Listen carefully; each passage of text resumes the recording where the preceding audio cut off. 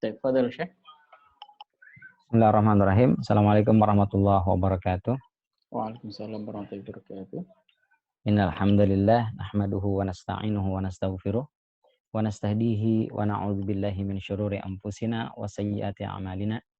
May yahdihillahu fala mudhillalah wa may yudhlilhu falan tajida lahu waliyyan mursyida. Asyhadu an la ilaha illallah wahdahu la syarikalah wa asyhadu anna Muhammadan 'abduhu wa rasuluhu alladzi la nabiyya wa la rasula ba'dah. Laqad qala Allah ta'ala fi kitabihil karim. A'udzu billahi minasyaitonir rajim. Bismillahirrahmanirrahim. Ya ayyuhalladzina amanu taqullaha haqqa tuqatih wa la tamutunna illa wa antum muslimun. Amma ba'd, fa in asdaqal hadithi kitabullah wa khairal hadi hadi Muhammadin sallallahu alaihi wasallam. Allahumma iftah lana abwabal ilmi wa akrimna bi nuril fahmi wa sahhil akhlaqana bil hilmi. Allahumma yassir wa la tu'assir fa inna taysira kulli asirin yasirun alaik. Ikhwa fillah,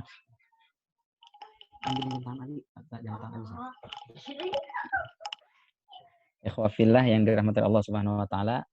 Alhamdulillah segala puji serta syukur senantiasa kita panjatkan kehadirat Allah Subhanahu wa taala. Kita berharap semoga kita termasuk hamba-hambanya yang selalu dilembutkan hatinya, sehingga kita bisa menjadi hamba-hamba yang mudah mendengarkan perkataan-perkataan yang baik, lalu kita bisa menyaringnya dan kita bisa memilah dan memilih, sehingga kemudian kita jadikan perkataan-perkataan yang baik itu sebagai acuan dalam menjalani kehidupan kita, sehingga mudah-mudahan hidup kita ini penuh dengan arahan dari Allah dan Rasul-Nya, sehingga hidup kita mendapatkan keberkahan di dunia dan juga insya Allah mendapatkan keberkahan dan keselamatan besok di yaumul qiyamah insya Allah. Salawat beriring salam tak lupa kita sampaikan kepada junjungan kita Nabi besar Muhammad sallallahu alaihi wasallam, kepada keluarga beliau, kepada para sahabat beliau dan juga kepada para pengikutnya, yang mudah-mudahan kita semua masuk ke dalam barisan pengikut Rasulullah sallallahu alaihi wasallam yang besok di yaumul qiyamah kita berharap meski barangkali masih sedikit sunnah-sunnah beliau yang kita jalankan dalam kehidupan kita sehari-hari, tapi mudah-mudahan beliau tetap menganggap dan mengakui kita sebagai umat beliau sehingga kita bisa mendapatkan syafaat dari beliau. Amin ya rabbal alamin. Ikhwah fillah rahimani wa rahimakumullah.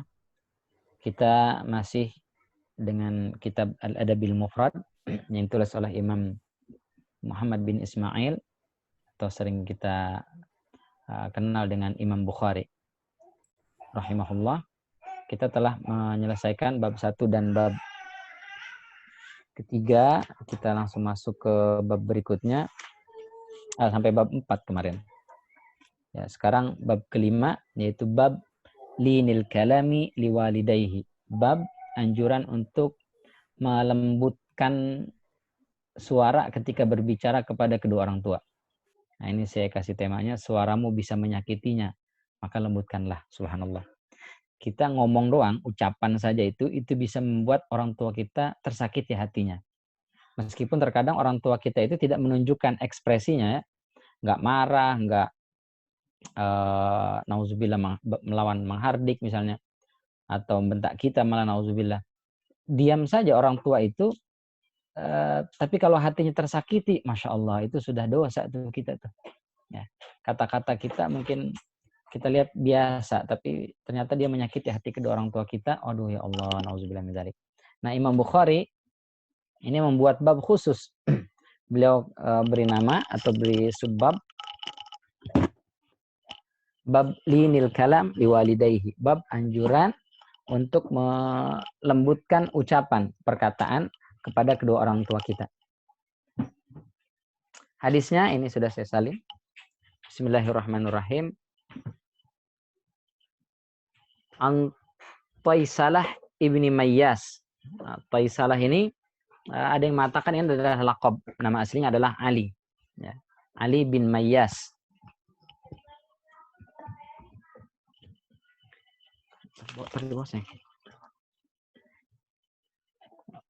Taisalah bin Mayyas ini laqabnya namanya Ali bin Mayyas. Ibnu Ma'in mengatakan beliau thiqah. Ya, Imam Bukhari menjadikan beliau sebagai salah satu rijalnya atau perawinya yang beliau kutip hadis darinya. Ya. Kenapa beliau diberikan laqab Taisalah? Itu ada beberapa pendapat, ada yang mengatakan karena beliau, mohon maaf, kulitnya agak gelap.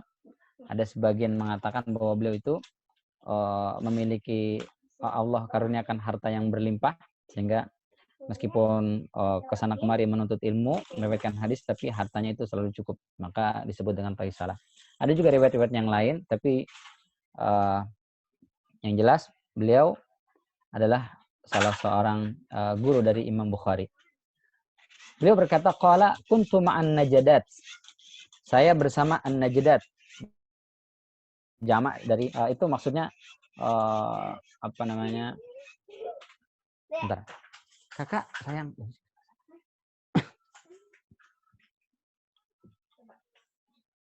Maksudnya ashabun najdah bin Amir al-Khalidi. Ya, mereka memiliki pemahaman khawarij. Jadi Taisalah mampir ke sana, kemudian apa namanya, terkontaminasi dengan pemikiran khawarij. Lalu beliau katakan, fa asabtu dzunuban la araha illa minal kabair. Maka aku tertimpa musibah berupa dosa. Jadi sempat melakukan dosa. Jadi beliau anggap itu sebagai sebuah dosa. La araha illa minal kabair. Yang aku lihat dosa itu merupakan dosa besar. Maka karena beliau merasa bersalah, merasa itu adalah sebuah dosa besar, langsung fadzakartu dzalika li Ibnu Umar. Lalu beliau mendatangi Abdullah bin Umar dan mengadukan hal tersebut. Subhanallah ya. Ini orang tabi'in yang begitu mulia, luar biasa, merasa melakukan kesalahan, langsung minta dikasih solusi, mengakui itu salah. Cepat sekali, Masya Allah. Beda dengan kita, melakukan kesalahan dan gak merasa itu salah, kemudian tidak meminta ampun. Nah, dia mengakui itu sebagai sebuah kesalahan, lalu mendatangi Ibnu Umar. Lalu fadzakartu dzalika li Ibnu Umar, aku ceritakan hal tersebut kepada Ibnu Umar. Qala ma hiya? Apa dosa itu? Qultu kadza wa kadza. Nah, beliau sampaikan begini dosanya. Apa jawab Ibnu Umar? Qala laysat hadhihi minal kabair. Itu enggak termasuk dosa besar tuh. Ya. Kenapa? Karena kata Ibnu Umar, al-kabair itu tis'un, ada 9. Al-isyraku billah, wa qatlun nasamah, wal firaru minaz zahab, wa qadhful muhsanat, wa qadhful muhsanah, di sini bentuknya mufrad, wa aklur riba, wa aklu malil yatim, wa ilhadun fil masjid, walladhi yastaskhir, wa buka'ul walidain minal uquq. Ya. Lalu qala li Ibnu Umar, atafraqu minan nar wa tuhibbu an tadkhulal jannah. Atafraqu ini maknanya adalah atakhafu. Apakah kamu takut dari api neraka dan ingin masuk surga? Qultu wallah. Lalu aku jawab, ya tentu saya ingin mendapatkan kemuliaan, Allah persilahkan masuk dalam surga dan dijauhkan dari nerakanya. Lalu kata Ibnu Umar, qala ahayyun waliduk? Bapakmu masih hidup? Qultu indi ummi. Nah, maksudnya bapaknya sudah meninggal, ibunya masih ada. Qala fa wallahi law alanta lahal kalam. Lalu Ibnu Umar mengatakan, demi Allah, seandainya engkau lembutkan ucapanmu ketika berbicara dengan ibumu itu, wa at'amtahal ta'am, kau beri dia makan, Masya Allah, ngasih makan ke orang tua nih ya.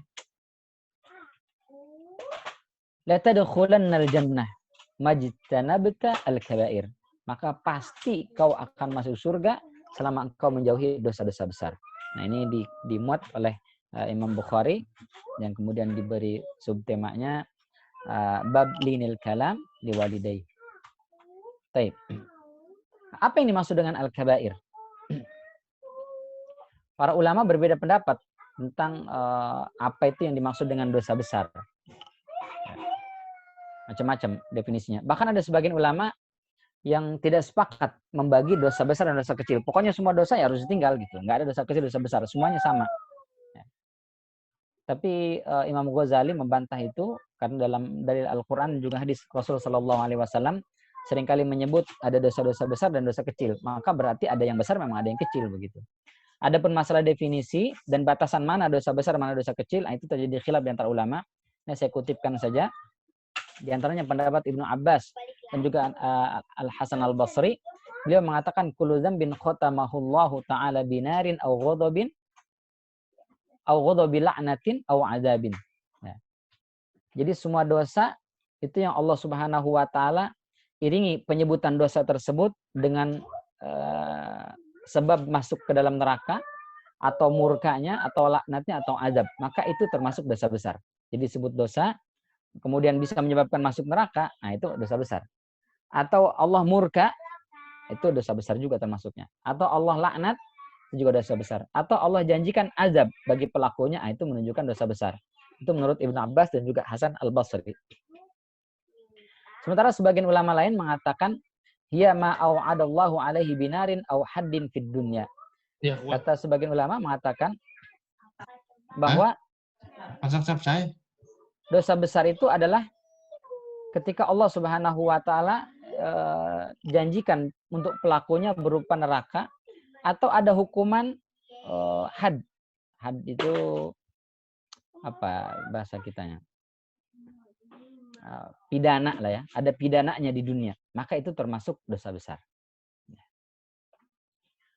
Auzubillah, mudah-mudahan kita terhindar dari dosa-dosa besar tersebut. Jumlahnya banyak. Ya, ada beberapa hadis. Ya, hadis ini 9. Ada hadis jauhilah as-sab'al mubiqat, 7 dosa besar itu, 7 disebutkan. Ada riwayat lain mengatakan 4, ada riwayat lain mengatakan 3, banyak sekali. Bahkan ada beberapa ulama mengatakan sampai 200-an. Kalau Ibnu Abbas mengatakan sampai 70 dosa besar, banyak sekali. Jadi tidak ada dalil yang menyebutkan secara qat'i jumlahnya sekian, jadi banyak.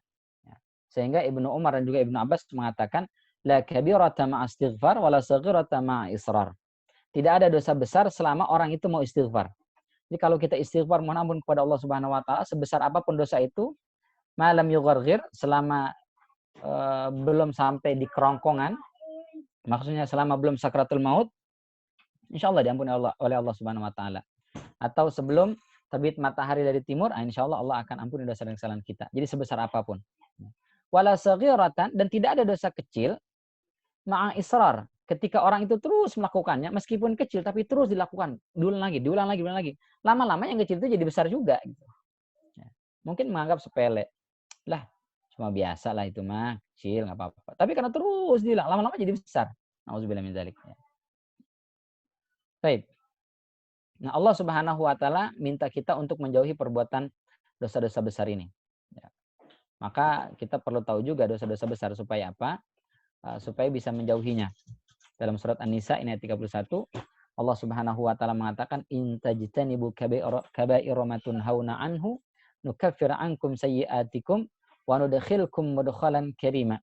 Jika kalian menjauhi dosa-dosa besar di antara dosa-dosa yang dilarang, kamu mengerjakannya, niscaya kami akan hapus kesalahan-kesalahanmu. Jadi menjauhi dosa besar itu, dosa-dosa kecil akan dihapus. Subhanallah.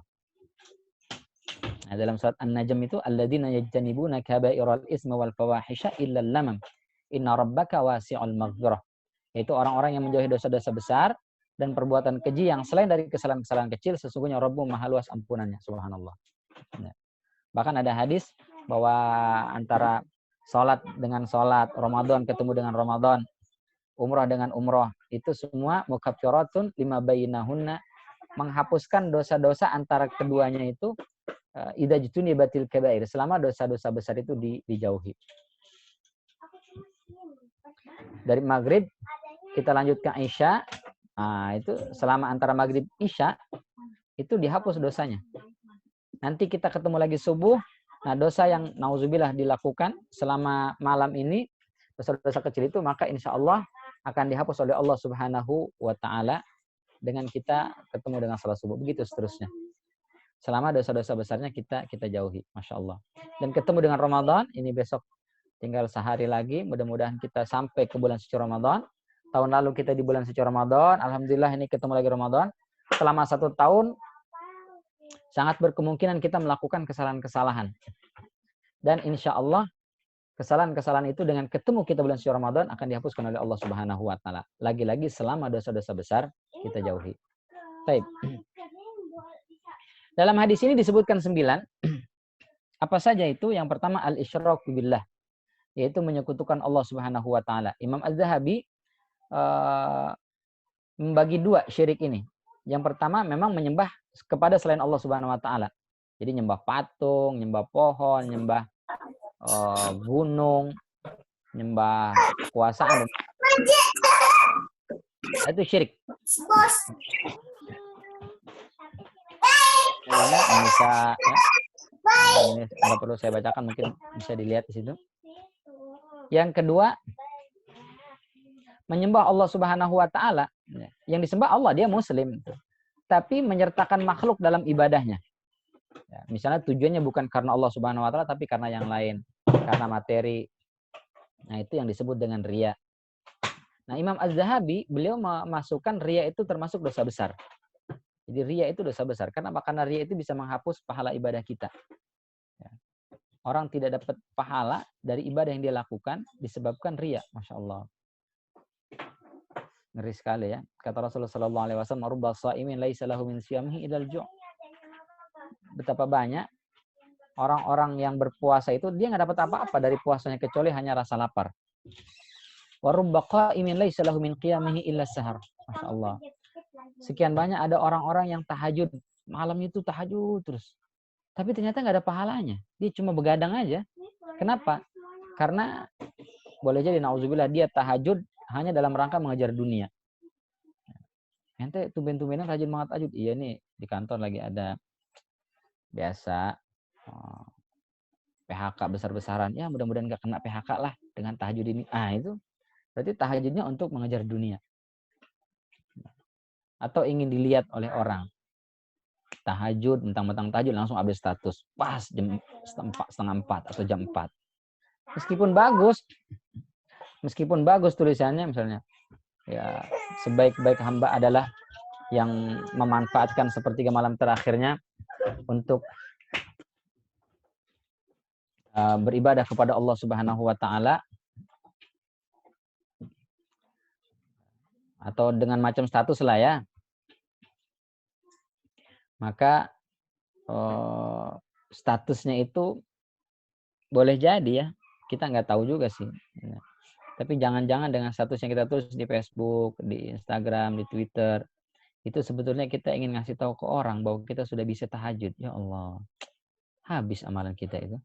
Nggak ada nilainya, Masya Allah. Ini Allah katakan, وَقَدِمْنَا إِلَى مَا عَمِلُوا مِنْ عَمَلٍ فَجَعَلْنَاهُ هَبَاءً مَنْثُورًا. Kami perlihatkan kepada mereka amalan-amalan yang pernah mereka lakukan di dunia, lalu kami jadikan amalan-amalan itu seperti debu yang berterbangan.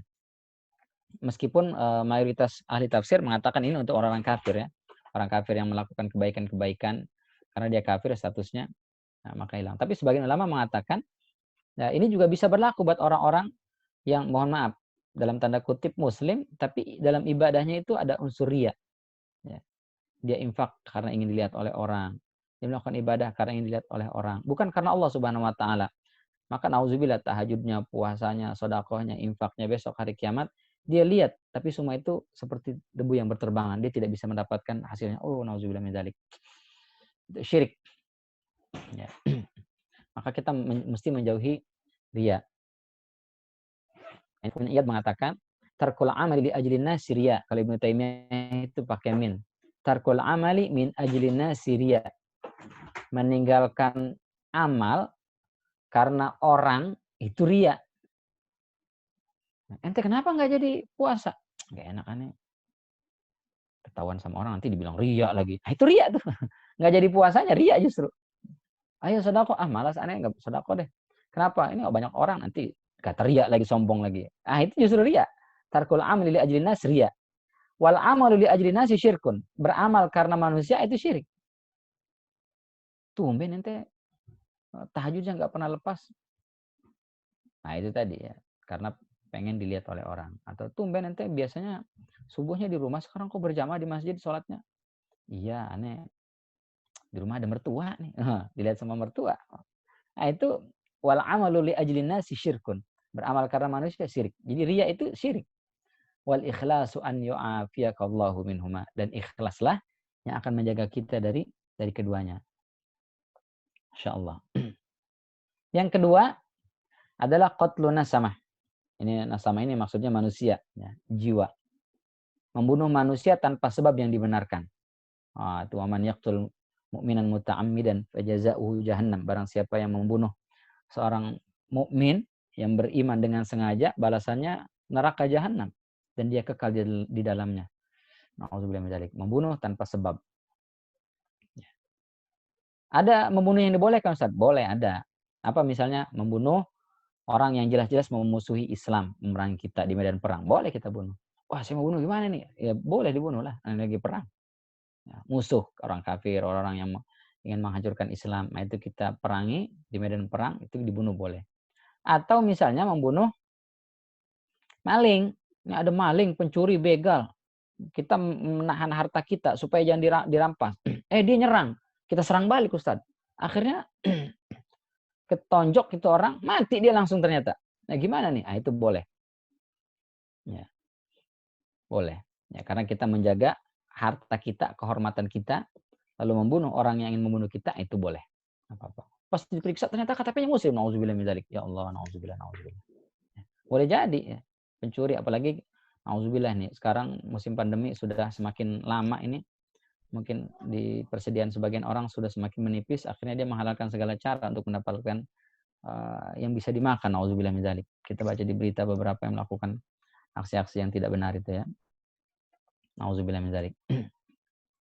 Baik, yang ketiga adalah al-firaru minaz zahab. Lari dari medan pertempuran. Wa may yuwallihim yawma idzin duburahu illa mutaharrifan liqitalin aw mutahayyizan ila fi'ah faqad ba'a bi ghadabin minallahi wa ma'wahu jahannam wa bi'sal masir. Barang siapa yang kabur, lari dari medan pertempuran, kecuali kaburnya dalam rangka untuk menyusun strategi. Nah, itu nggak apa-apa. Atau ingin bergabung dengan pasukan yang lain. Nah, itu boleh. Tapi kalau kabur karena takut, lari, faqad ba'a bi ghadabin minallah. Maka dia kembali membawa murka Allah Subhanahu wa taala, tempatnya di neraka jahanam. Itulah seburuk-buruknya tempat kembali. Masya Allah. Ini kata Abdullah bin Abbas, ketika turun firman Allah Subhanahu wa taala dalam surat Al-Anfal 65 itu, ya ayyuhan nabi harridil mu'minina 'alal qital. Wahai nabi, seru orang untuk berjuang, berjihad di jalan Allah Subhanahu wa taala, perang. In yakum minkum 20 sabirun, jika ada di antara kalian 20 pasukan bersabar, yaghlibu mi'atain, bisa mengalahkan 200. Wah, dahsyat para sahabat dulu ya. Jadi satu orang itu bisa mengalahkan 10. Satu bisa mengalahkan 10. Wah, gak kebayang itu gimana kerennya, hebatnya mereka ya. Fisiknya kuat, imannya mantap. Padahal mereka bukan pasukan yang dilatih ya. Para sahabat itu kan ya bukan, tidak seperti tentara Yunani, tentara Romawi yang terbiasa terlatih perang ya. Ini enggak. Sahabat banyak bahkan dari kalangan-kalangan muhajirin itu yang dulunya budak ya, orang-orang stratanya rendahan, nggak bisa berperang. Tapi karena keimanan yang begitu kuat, satu orang bisa mengalahkan 100. Bisa mengalahkan 10. Wa iyyakum minkum mi'ah, jika kalian 100 yaghlibu alfan. Kalian bisa mengalahkan 1000. Wah, dahsyat. Ya. Jadi kalau berdasarkan ayat ini, jadi kalau 100 kita umat Islam, 100 orang, musuhnya 1000, lari yang 100 ini, atau salah satu dari 100 ini lari, itu kena ayat ini. Dia termasuk al-firaru minaz zahab, dosa besar. Ya. Lalu setelah itu berikutnya turun ayat yang ayat 66-nya ini. Al-ana khaffafallahu ankum. Sekarang diringankan bagi kalian. Allah meringankan kalian. Wa alima anna fikum dha'fa. Allah mengetahui di antara kalian ada yang dhaif ya.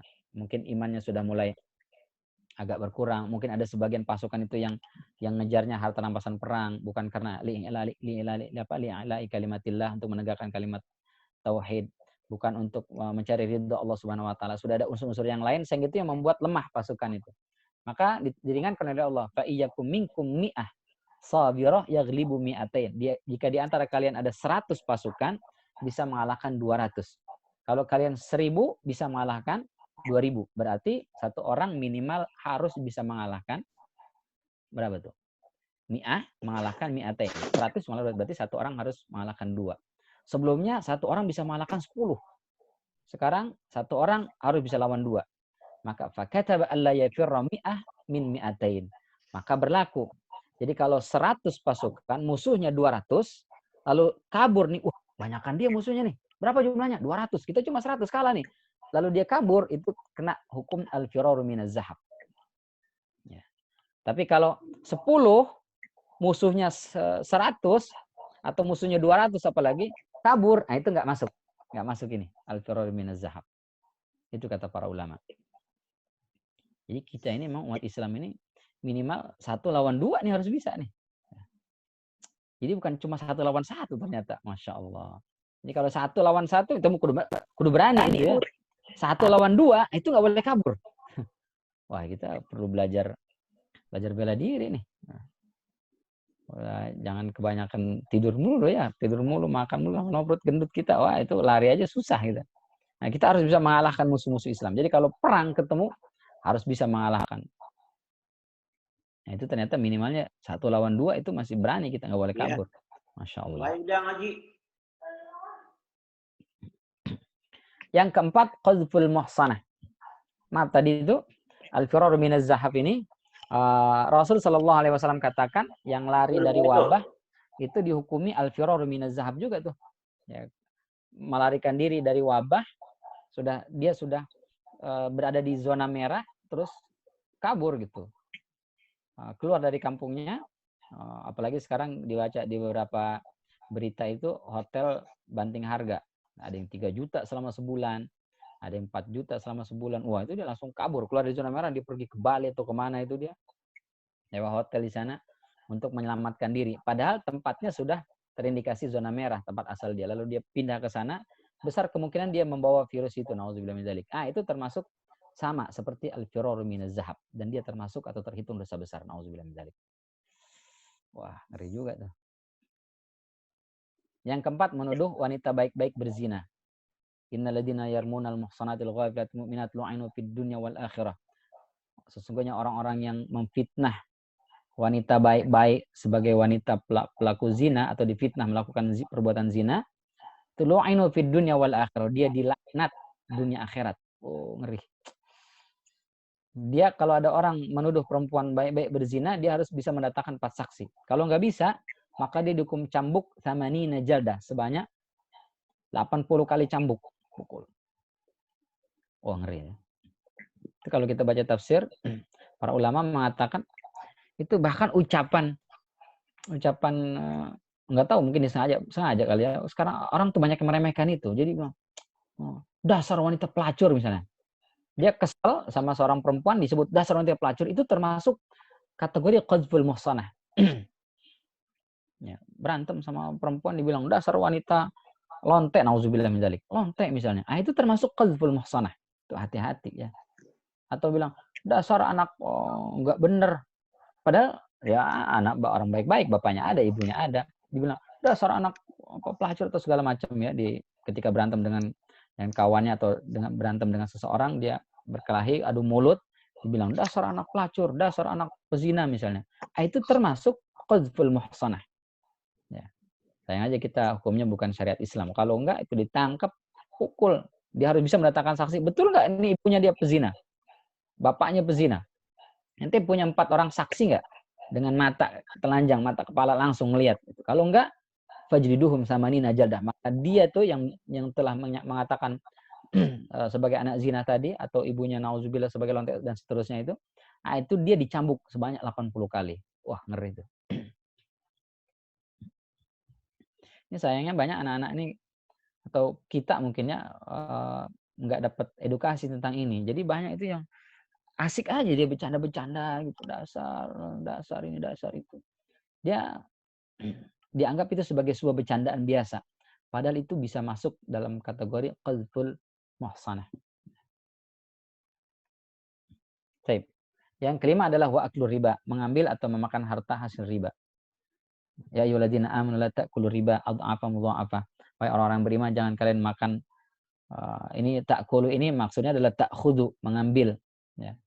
Karena saya nggak saya makan Pak Ustadz. Kenapa? Itu jadi rumah.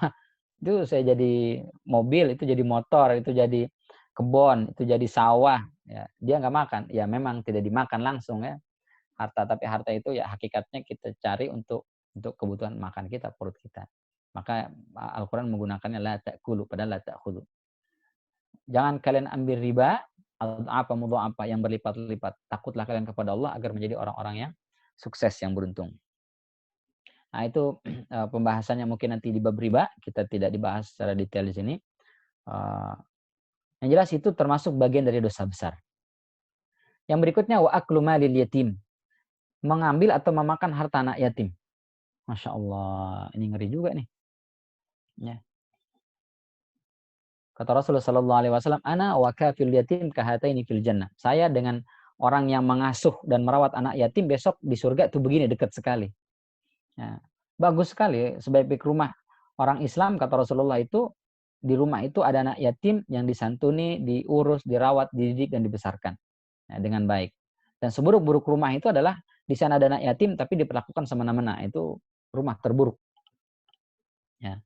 Tapi ada sebagian orang yang memanfaatkan itu ya. Dia ngambil anak yatim, dia urus, dia rawat, terus mencari bantuan dari umat Islam untuk anak yatim. Tapi anak yatimnya nggak diurus. Ya. Anak yatimnya makannya kurang tercukupi, pendidikannya nggak benar ya. Tapi dia rumahnya mentereng, mobilnya mewah. Nah itu kata Allah Subhanahu wa taala, nauzubillah, innal ladzina ya'kuluna amwalal yatama zulman innama ya'kuluna fi butunihim nara wa sayaslawna sa'ira. Sesungguhnya orang-orang yang memakan harta anak yatim secara zalim, maka dia itu seperti makan api ya, dimasukkan ke dalam perutnya, api neraka, nauzubillah. Dan kelak dia akan masuk dalam neraka sa'ir. Bahkan dalam surat Al-An'am dan juga surat Al-Isra ini redaksi yang sama. Wala taqrabu malal yatim. Jangan kalian deketin harta anak yatim. Deketin aja nggak boleh. Ya. Apalagi ngambil. Deketin aja itu. Kalau bisa jangan dah. Illa billati hiya ahsan. Kecuali dengan cara yang baik. Ya. Kita deketin harta itu karena ini anak yatim dia belum bisa ngurus hartanya. Hartanya banyak. Kalau anak kecil pegang duit banyak, nggak beres nanti. Dipegang dulu nih. Nah, nanti kalau sudah dia udah gede, udah dewasa, udah ngerti, dikasih. Nah, itu boleh, nggak apa-apa. Nah, ini ayat juga dalam surat An-Nisa ya, wabtalul yatama hatta idza balagun nikah fa in anastum minhum rusyda fadfa'u ilaihim amwalahum. Ya, boleh anak yatim itu di hartanya itu kita tahan, hujr namanya, sampai masuk usia menikah. Kalau kita lihat, nah ini kira-kira anak ini udah bisa lah membedakan mana yang baik, mana yang buruk, mana yang penting, mana yang enggak penting, baru kita kasih boleh. Wala ta'kuluha israfan wa bidaran ayakbaru. Nah, jangan kalian makan yang berlebihan dari harta itu. Boleh enggak ngambil? Ustaz, boleh. Wa man kana ghaniyan falyasta'fif. Kalau kita sudah cukup, penghasilannya ada, duit bisa lah ya tanpa harus ngambil dari harta itu. Meskipun harta anak yatim itu kita pegang sekian tahun, mungkin sampai belasan tahun. Nah, selama itu tapi kita punya penghasilan, jangan disentuh deh kalau bisa deh. Jangan disentuh deh itu harta, jangan ambil deh. Itu simpan aja deh buat anak itu, kalau nanti udah gede baru kita kasih. Wa man kana faqiran falyakul bil ma'ruf. Tapi Ustaz, saya nggak ada lagi nih, kalau saya nggak ikut ngambil dari situ gimana nih? Ya kan hartanya kebun Ustaz, ini ada hasil panennya. Masa nggak boleh ambil sedikit? Nah itu boleh. Falyakul bil ma'ruf. Tapi dengan batasan yang ma'ruf. Standar kelayakan lah ya. Kalau kita baca Adwaul Bayan, Asy-Syanqiti itu beliau mengatakan, itu selalu harus mengambil batasan yang terkecil. Jadi kalau misalnya kita ini mengurus anak yatim, nah yatimnya banyak nih, itu urus pembukuannya, keuangannya, terus segala macam semua kita urus lah dengan profesional luar biasa. Sehingga ini semua tersalurkan dengan betul, anak-anaknya juga bagus, pendidikannya segala macam, kita yang ngelola. Nah, karena kelolanya bagus, profesional, jatah gaji kita itu misalnya 10 juta. Tapi kebutuhan hidup kita selama sebulan itu nggak sampai 10 juta. 5 juta cukup. Gitu. Maka kata Syekh Syanqiti, jangan ambil 10 juta, ambil 5 juta. Meskipun jatah gaji kita 10 juta. Dahsyat. Yang kedua, kita ngurus anak yatim. Ya, ternyata anak yatim ya beberapa orang anak yatim. Ya penghasilan juga dikit, maksudnya orang-orang yang ngasih juga sedikit. Hak anak yatim juga hartanya mereka juga sedikit. Ya. Sehingga sebulan, mohon maaf, misalnya digaji cuma 1 juta. Sementara kebutuhan hidup kita 3 juta. Apa kata Syekh Syanqiti? Tetap ambil yang 1 juta. Meskipun kita mestinya untuk mencukupi kebutuhan keluarga itu 3 juta, tapi cukup ambil 1 juta aja. Ya, Masya Allah. Sisanya cari dari mana kek, jangan dari situ. Ya, kira-kira begitu. Waduh, ngeri itu. Ya. Karena memakan harta anak yatim itu termasuk dosa besar. Nauzubillah. Wa ilhadun fil masjid. Ini melakukan penyimpangan di masjid. Ya. Di antara bentuk penyimpangan di masjid melakukan kesyirikan, pembunuhan, perzinahan dan lain sebagainya. Di luar masjid aja nggak boleh, apalagi di masjid melakukannya. Wah, itu udah ngeri. Kalau ayat ini itu lebih ke Masjidil Haram ya. Wa man yurid fihi bil hadin bi zulmin nuziqu min adzabin alim. Punya niat saja melakukan perbuatan yang enggak benar itu di area tanah haram, ada sebagian mengatakan di Masjidil Haram, baru niat doang, nuziqhu min adzabin alim, kami timpakan kepadanya siksa yang pedih. Tanah haram tuh. Kalau di sini niat itu tidak. Di tanah halal, niat itu tidak akan dihitung dosa selama belum diucapkan atau dikerjakan. Kalau dikerjakan, nah dosanya cuma satu. Tapi kalau di tanah haram, itu baru kelintas di pikiran aja. Wih, bening juga nih. Mana tidur nih? Samperin ah. Nah, baru terlintas di benak saja, itu udah dosa. Alhamdulillah. Kenapa? Karena berada di Masjidil Haram. Baik. Yang kedelapan, waladhi yastaskhir. Ini ada beberapa riwayat. Saya catat itu. Ada yang yastashir. Bukan kha, tapi ha. Nah, di sini kita dahulukan yang yastaskhir. Karena nuskhahnya ini, yang kitab yang saya pegang itu pakai kha, yastaskhir. Artinya ya merendahkan orang lain. Wa idza ra'au ayatan yastaskhirun. Apabila mereka melihat mukjizat yang Allah berikan kepada Nabi Muhammad SAW, yastaskhirun atau kepada mukjizat kepada para nabi yastaskhirun.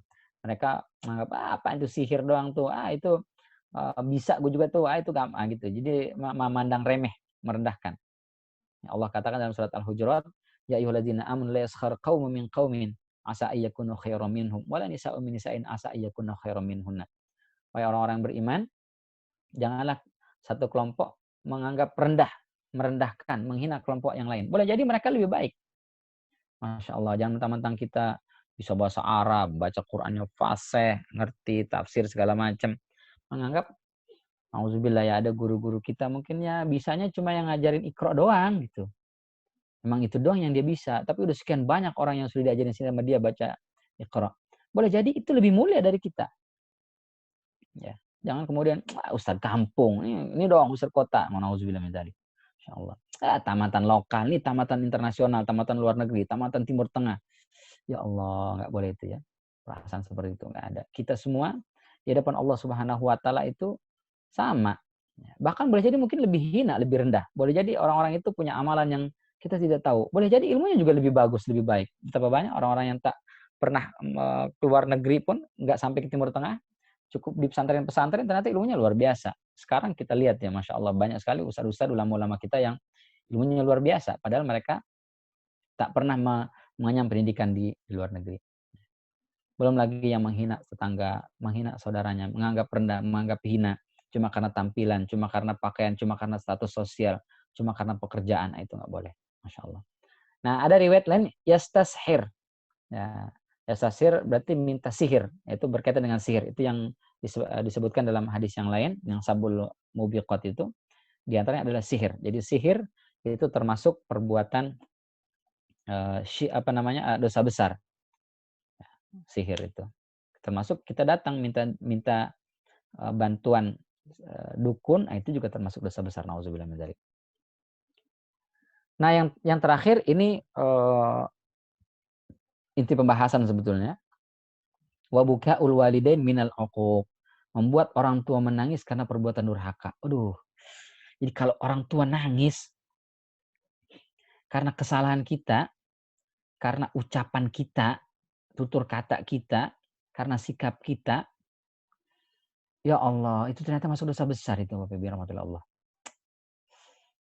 Masya Allah, ngeri. Kalau kita baca surat Furqan itu ya, yang yang qurrata a'yun waj'alna lil muttaqina imama itu.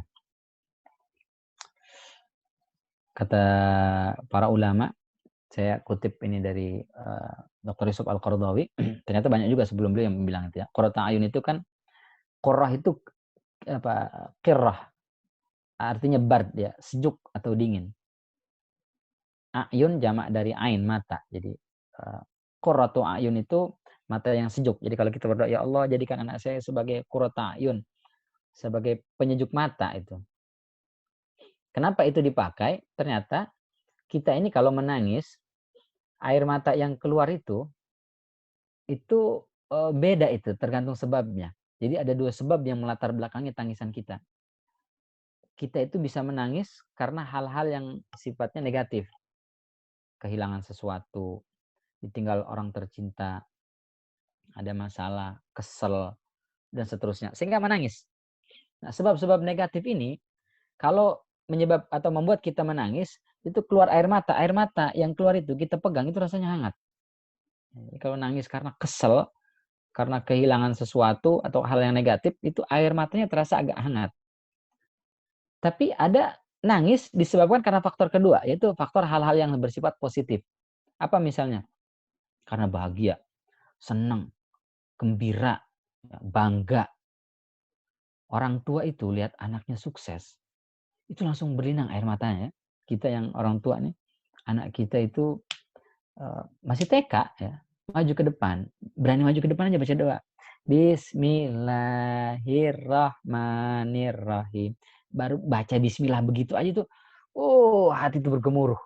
Tak terasa berlinang air mata tuh. Coba kita pegang air mata itu. Itu air matanya hangat atau sejuk? Itu ternyata sejuk air matanya. Nah, itulah qurrata ayun. Jadi ketika anak itu bisa bikin bapak ibunya menangis karena bangga, bahagia, terharu. Itu ketika itu dia jadi qurrata ayun. Tapi kalau kita bikin orang tua nangisnya kesel, hatinya tersakiti, tersinggung dia dengan ucapan kita, itu lawan dari qurrata ayun itu. Ya Allah, itu termasuk uquq, durhaka, ya Allah. Berapa kali kita ngomong ini, ternyata mungkin orang tua nggak langsung di depan kita, tapi mungkin menangis dia di kamarnya, dia menangis di rumahnya, lihat anaknya, ya Allah. Aduh, ya Allah, ngeri. Maka Allah katakan, wala taqul lahum uff, jangan sekali-kali kalian ucapkan kata-kata saja, itu bisa menyinggung hati orang tua. Mungkin ada sebagian orang tua dibilang, bapak apa sih? Langsung nangis tuh. Ya, nangis dia. Ya Allah, itu termasuk besar-besar itu. Wala tanharhuma, jangan kalian bentak. Wa qul lahum qawlan karima. Ucapan kata-kata yang karim. Kemarin kita sampaikan Sa'id Al-Musayyib itu ketika ditanya apa sih maksud qawlan karima, beliau mengatakan qaulul abdil muzdib li sayyidil fadl. Ucapan seorang pembantu, seorang bawahan, seorang budak yang melakukan kesalahan di hadapan majikan atau atasannya yang galak. Subhanallah. Jangankan salah, bener aja domelin. Ini pas dia salah. Nah, gimana tuh ngomongnya? Pasti dengan sangat lembut. Pak, maaf banget. Saya kemarin ada salah. Gitu tuh. Mestinya begitu kita ngomong sama orang tua tuh. Ya Allah. Dengan merunduk, ya. Suaranya lembut. Bosan suara lembut kagak kedengeran, udah mulai budak tuh aki-aki gimana tuh? Enggak, kali itu lain lah ya, agak kencengin dikit. Tapi jangan sampai bentak. Dengan isyarat, Pak, udah makan. Gitu. Pak, udah makan belum? Jangan gitu. Pak, sudah makan. Ya Allah. Wakhfid lahum janaha dzulli minar rahmah. Rendahkanlah diri kita. Kita mungkin tinggi jabatan kita, banyak ilmu kita, tapi di hadapan mereka, ya kita ini bocah kemarin sore yang masih lari-larian, makannya mesti disuapin, ceboknya mesti dicebokin. Di depan mereka kita masih anak-anak gitu ya. Meskipun orang tua kita tidak berpendidikan, orang tua kita tidak punya pangkat, kita punya pangkat, kita punya pendidikan yang tinggi, tapi di hadapan mereka kita ini gak ada apa-apanya, Masya Allah. Mesti merendah kita di hadapan mereka, ya Allah. Hilang berkah ilmu, hilang berkah jabatan. Kalau kita di hadapan orang tua itu nggak punya tata krama, nggak punya sopan santun, Masya Allah. Maka Rasul ancam betul itu, la yadkhulul jannata aqun, nggak akan masuk surga itu anak yang durhaka. Ya Allah, ternyata bikin orang tua kita menangis karena kata-kata kita yang mungkin kelewat tinggi, itu termasuk kategori uquq gitu. Dan itu bisa bikin kita nggak masuk surga, ya Allah.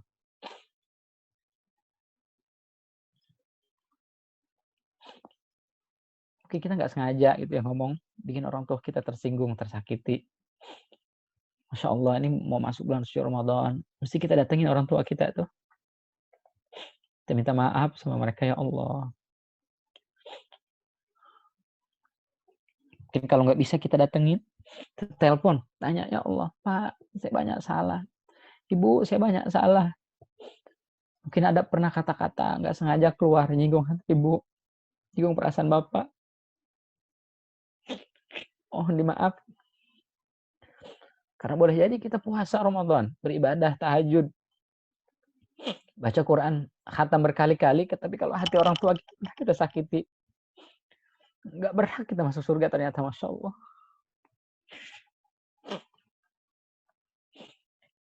La yadkhulul jannata aqun wala mannan. Manan ini yang suka ngasih tapi disebut-sebut. Nah, itu manan. Kata Allah Subhanahu wa taala, tubtilu shadaqatikum bil manni wal adza. Jangan kalian hapus, jangan kalian hilangkan pahala sedekah kalian dengan menyebut-nyebut yang kalian sedekahkan, nafkahkan itu. Dan juga jangan sakiti orang yang menerimanya. Di mana itu tidak masuk surga. Wala mudminu khamrin, atau pecandu khamar, minuman keras. Itu tidak diterima. Dalam riwayat Anas bin Malik, ada salah da'awatin la turad. Ada 3 doa orang itu yang tidak akan pernah ditolak oleh Allah Subhanahu wa taala. Siapa itu? Yang pertama, da'watul walid. Doa orang tua kita. Masya Allah. Orang tua mah nggak dimintain aja, pasti doain kita tuh. Ya. Nggak perlu kita minta, Pak doain saya Pak. Nggak perlu, pasti doain. Orang tua tuh pasti doain. Pasti doain orang tua. Ya. Tinggal kita doain nggak tuh buat orang tua kita. Nggak perlu diminta, orang tua itu pasti ngasih. Kita ngasih nggak ya sama orang tua? Insya Allah. Wa da'watus shaim. Ya, doa orang yang berpuasa. Wa da'watul musafir, doa orang yang sedang musafir. Nah, ini 3 doa yang tidak ditolak oleh Allah Subhanahu wa taala.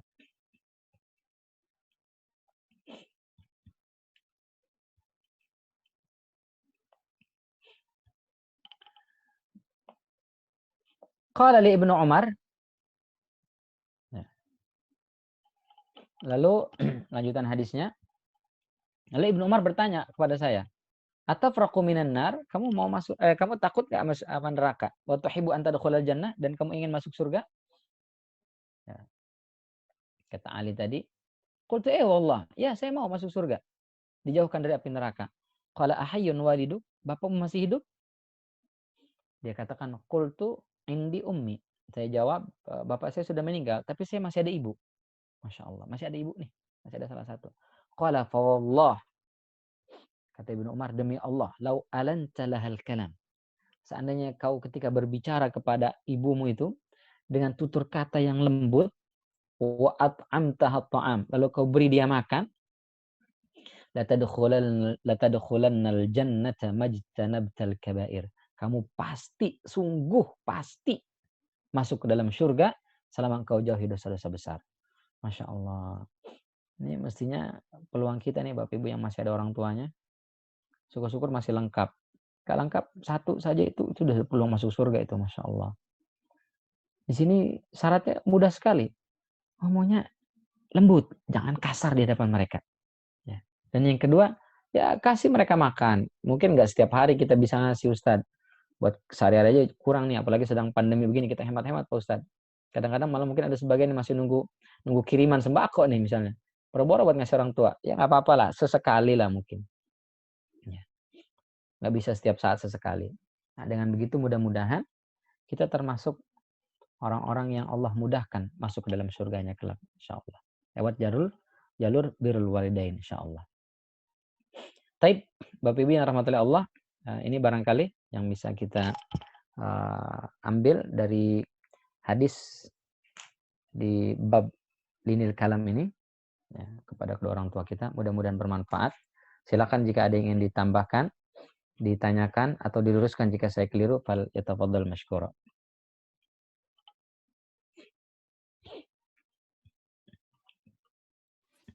Baik, Bapak Ibu silahkan jika ada yang ditanyakan boleh angkat tangannya. Saya akan buka audionya ketika ada yang ingin bertanya. Atau boleh ditulis di dalam chat, nanti saya akan bacakan untuk dijawab oleh Ustaz Ahmad bin Hashim. Dipersilahkan. Ada?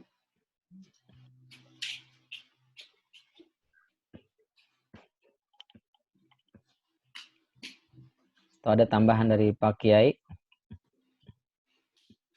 Ali Murtadha, ada Kiai Fihri di sini.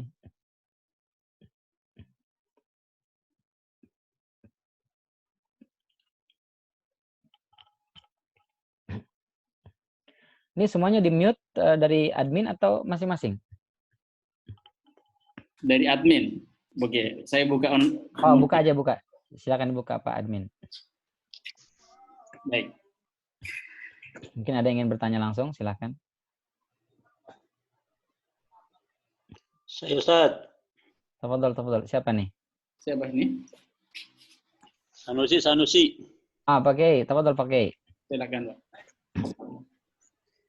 Itu tadi tentang 7 macam dosa besar ya? Ya. Ya.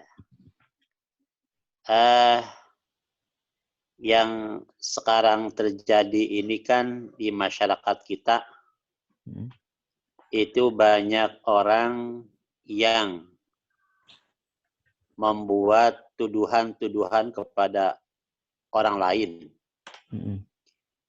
Sebelum dia tabayun dulu, terkadang dia entah bikin tulisan, entah bikin pernyataan, sehingga orang lain itu merasa ya dizolimi oleh tuduhan-tuduhan seperti itu.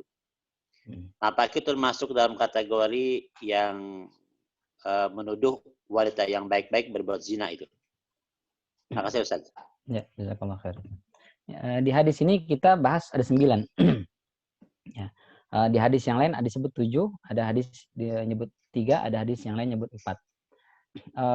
Terkait dengan qadzful muhsanat, menuduh wanita baik-baik berzina, itu memang tuduhannya spesifikasi zina pakai, bukan yang lain. Jadi masalahnya zina.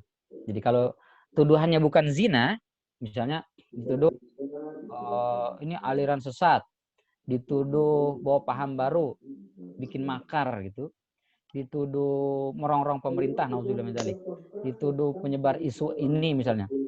Nah, itu tuduhan-tuduhan itu tidak masuk dalam qadzful muhsanat. Ya. Tapi tuduhan itu tentu adalah sesuatu yang dilarang oleh Allah Subhanahu wa taala. Enggak boleh kita menuduh orang baik-baik atau tanpa bukti menuduh orang melakukan kesalahan. Tapi itu tidak masuk dalam qadzful muhsanat. Barangkali pakai Allah. Iya. Karena dulu juga para ulama begitu. Kalau kita baca Imam Syafi'i misalnya kehidupannya ketika beliau tinggal di Mesir itu kan murid-muridnya Imam Malik. Bahkan dulu yang belajar dengan Imam Malik tinggal bareng dengan Imam Syafi'i, kenal gitu. Jadi begitu Imam Syafi'i berangkat ke Mesir, mereka menganggap wah ini saudara-saudara saya nih. Apa istilahnya? Teman seperguruan lah, atau belajar bareng dengan Imam Malik. Maka diterima Imam Syafi'i di Mesir. Ternyata pas sampai Mesir, Imam Syafi'i bukannya malah menyebarkan ajarannya Imam Malik, tapi dia bawa aliran sendiri gitu. Nah, ada beberapa itu yang tidak suka, difitnah macam-macam, dituduh macam-macam. Sampai ada yang mendoakan, ya Allah cabut nyawa Syafi'i. Karena seandainya engkau tidak cabut nyawa Syafi'i, di tanah Mesir ini akan hilang mazhab Malik. Mazhab Imam Malik itu akan hilang. Apa ya, begitu sampai ke telinga Imam Syafi'i, kata Imam Syafi'i, ya Allah terima hatinya, jangan kau dengar lisannya. Jadi Imam Syafi'i tetap berhusnuzon. Ini beliau orang baik, ulama ini, hatinya bersih. Ya Allah, dengarkan hatinya, tapi jangan kau dengarkan lisannya. Lisannya ini doakan yang buruk-buruk, mungkin karena emosi aja kira-kira begitu, atau karena nggak tahu atau gimana lah gitu ya. Jadi itu terjadi para ulama, tapi Imam Syafi'i tidak kemudian mengatakan, wah ini termasuk dosa besar ini, mau fitnah ini, menuduh, enggak gitu. Ya. Tapi itu adab kita, ketika ada orang lain membicarakan kita yang buruk-buruk, maka kita doakan dia yang baik-baik. Jangan kita fitnah balik. Siapa yang fitnah? Si Anu ya? Oh, justru dia itu yang Anu. Nah, itu nggak boleh ya. Nauzubillah min dzalik. Itu barangkali itu masuk dalam kategori apa? Namam ya. Yang kesana kemari ngegosip cerita aib buruk orang itu. Nah, itu namamnya itu dia tidak masuk surga. Terus Ustaz, sekarang ini kan orang bukan hanya dengan ucapan ya, dengan kayak tulisan, terus juga sekarang ini kan zaman-zaman teknologi, orang itu kadang-kadang membuat fitnah, itu juga masih termasuk ke sana nggak tuh Ustaz? Iya, itu masih termasuk itu, nauzubillah, masya Allah. Dan itu minta maafnya itu, wah itu ngeri itu. Ya, dia harus, itu kan berarti kita kesalahan kita dengan orang yang kita fitnah itu, dan itu kita sebar ke banyak orang. Jadi dua itu klarifikasi ke semua orang yang sudah baca tulisan dia, dan dia harus minta maaf langsung kepada orang yang difitnahnya. Wah itu berat itu, ya, ngeri. Kalau enggak besok hari kiamat itu akan dihisab oleh Allah Subhanahu Wa Taala. Wah ngeri. Maka saya kadang-kadang dengerin beberapa ustadz ceramah gitu, terus isinya menjelek-jelekan ustadz yang lain. Wah itu udah ngeri banget tuh. Alhamdulillah ya. Nah, apalagi bukan ustadz, jelek-jelekin ustadz. Wah, itu udah lebih parah. Iya. Apalagi sekarang nih fitnahnya luar biasa nih. UI mengeluarkan himbauan, pemerintah juga memohon sangat gitu ya untuk menahan diri tidak sholat berjamaah di masjid, tidak Jumatan, bahkan tidak taraweh berjamaah di masjid. Nah, sebagian orang kan ada yang masih ngotot itu. Ya, itu memfitnah, banyak sekali fitnah yang berkeliaran ya. Yang satu mengatakan ini khawarij, yang satu mengatakan ini aduh. Lebih baik kita tahan diri aja lah ya.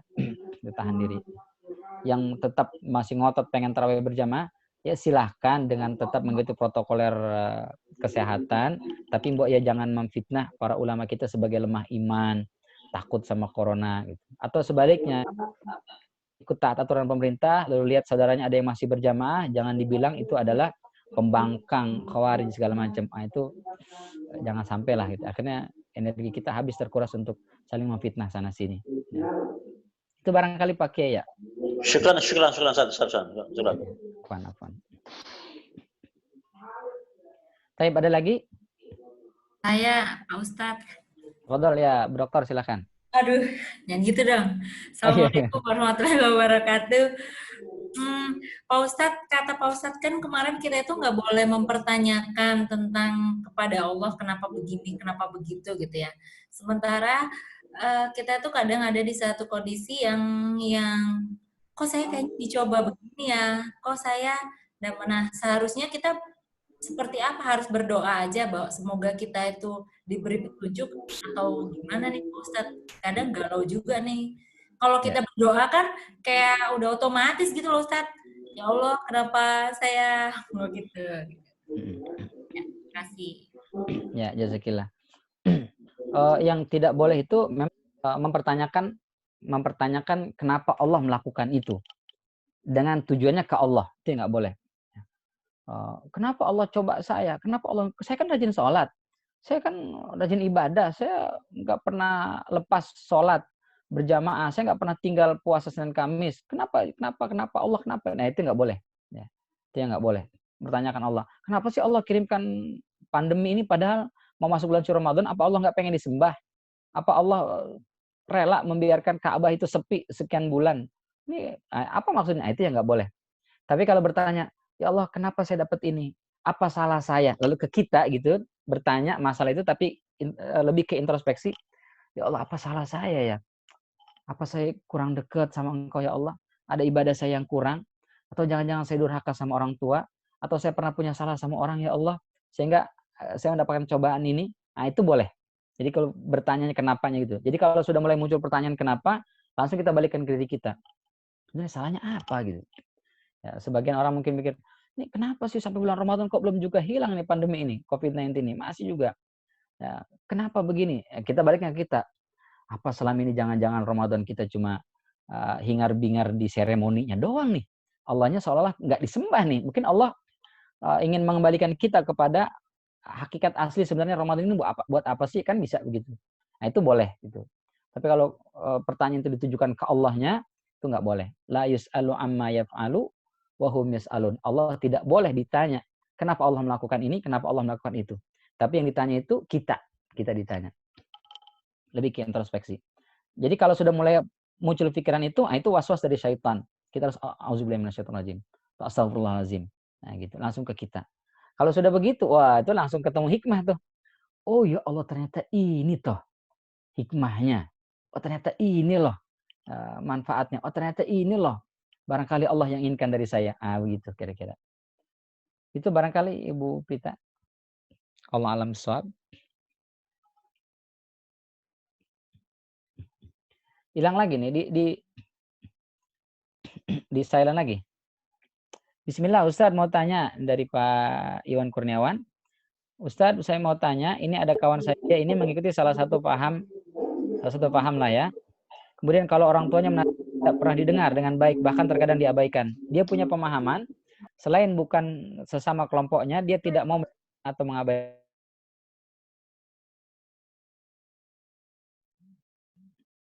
Nah, di silent juga. Dia hanya mengikuti apa kata gurunya atau ustadz yang diagungkannya. Menurut ustadz, apakah ini termasuk dosa besar terhadap orang tua? Dan bagaimana menyikapinya? Ya, betul ya. Saya kira bukan hanya Salafi lah, ada beberapa juga sama lah. Ya, itu oknum. Bahwa ada sebagian orang itu yang merasa karena dia sudah berilmu, dia belajar ngaji ke sana kemari, dia tahu ini yang boleh, ini yang nggak boleh, ini yang terlarang, ini yang tidak terlarang, ini sesuai dengan sunnah, ini tidak sesuai dengan sunnah. Itu kemudian dia begitu ketemu orang tuanya banyak ternyata bertentangan. Ya. Nah, kita sampaikan tadi, setinggi apapun pendidikan kita, setinggi apapun jabatan kita, di hadapan orang tua ini kita anak kemarin sore yang masih ingusan. Maka jangan nyeramain orang tua, ya. Bersih tegang dengan orang tua. Biar bagaimanapun dia masih orang tua kita.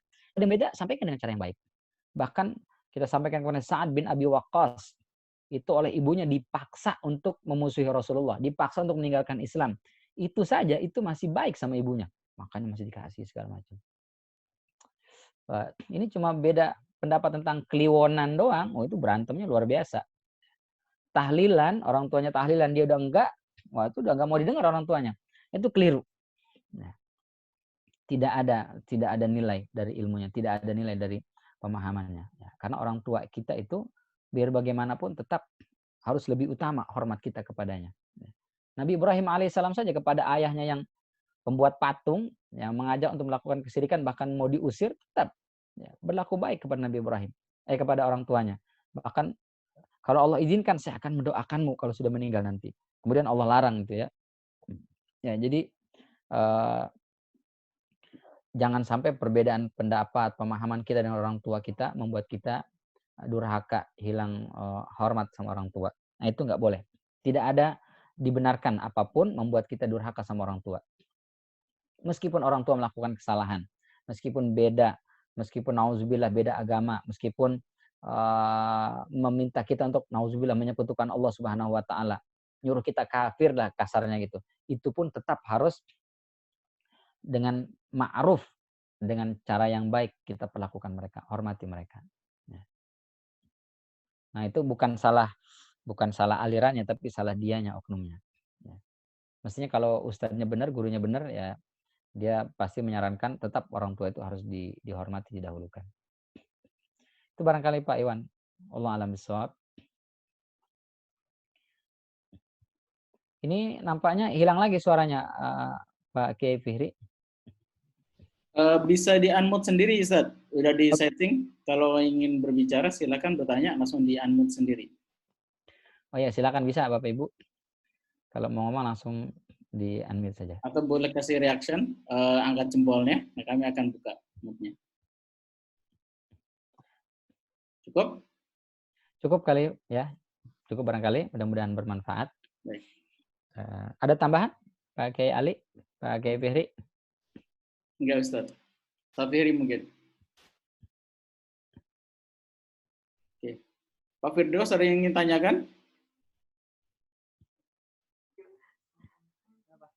Pak Firdaus? Oh, bukan. Cukup. Baik. Cukup. Baik, cukup. Bapak Ibu. Ya, kita tutup. Terima kasih Bapak Ibu rahmatullahi Allah. Mudah-mudahan apa ada tambahan Pak Kiai Fihri? Falas ya, insyaallah. Pertama kami mengucapkan terima kasih kepada Ustaz Bani yang sudah 3 kali menyampaikan terkait tentang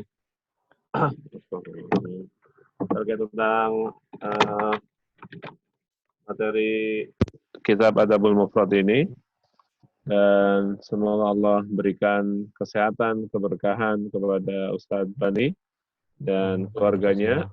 Dan kami mengajak para jamaah barangkali diberikan kelapangan rezeki yang mau berinfak donasi terkait tentang kegiatan ini, dipersilakan. Di sini ada donasi infak bagi yang berkelapangan, dipersilakan untuk membantu kegiatan ini tetap berjalan. Dan untuk kegiatan Ramadan nanti kita diskusikan apakah tetap berjalan setelah agenda tarawihan, kurang lebih tetap jam 8 atau jam setengah 9. Insya Allah nanti akan diberikan infonya melalui flyer ya. Mudah-mudahan tetap istiqomah dan mengingat kembali terkait tentang adab-adab kita keseharian di dalam kitab Adabul Mufrad. Saya kira itu saja. Terima kasih Bapak Ibu jamaah sekalian. Semoga kita diberikan kekuatan, kesehatan, menghadapi Ramadan di tengah pandemi ini. Mudah-mudahan pundi pahala tetap menanti dan kita ditakdirkan oleh Allah untuk melakukan aktiviti-aktiviti yang penuh strategis menghadapi Ramadan yang paling unik di tahun ini. Semoga kita tetap menjaga diri dan berwaspada serta melakukan kebaikan-kebaikan di bulan suci Ramadan. Atas keluarga besar alumni Libya mengucapkan marhaban ya Ramadan. Semoga kita tetap kuat, waspada dan riang di tengah musibah pandemi COVID-19 ini. Nata bihadal qadar, kita tutup dengan hamdalah. Alhamdulillah. Barakallahu fikum. Assalamualaikum warahmatullahi wabarakatuh. Waalaikumsalam warahmatullahi wabarakatuh. Syukran, Ustaz Bani. Sama-sama. Ustaz Bani. Terima kasih semuanya juga. Terima kasih Kiai, terima kasih. Saya kirim ininya pakai ya filenya insya Allah.